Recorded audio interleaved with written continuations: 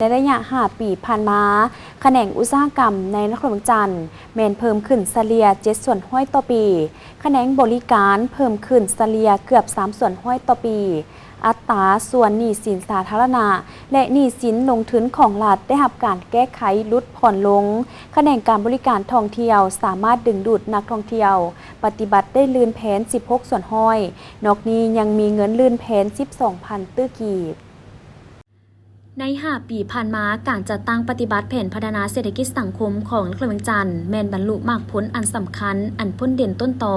แม่นการเก็บรายรับของงบประมาณได้เกินแผน5 ปีซ้อน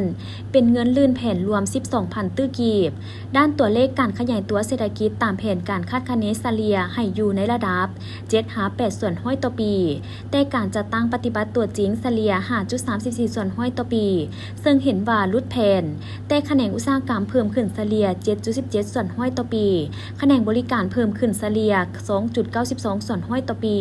อัตราส่วนหนี้สินสาธารณะและหนี้สินลงทุนของรัฐโดยเฉพาะแม่นหนี้สิน 2015 ขึ้นหลังได้รับการแก้ไขลดผ่อนลงแขนงการบริการท่องเที่ยวสามารถดึงดูดนักท่องเที่ยวปฏิบัติได้ลื่นแผน 16.78 ส่วนห้อย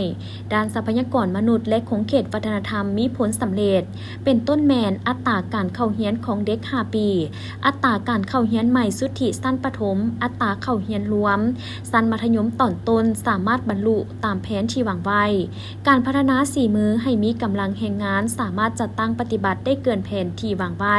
โครงหลังพื้นฐานจำนวนหนึ่งได้รับการปรับปรุงขึ้นเรื่อยๆสิ่งสำคัญสามารถรักษาได้เสถียรภาพทางด้านการเมืองอย่างนักแน่น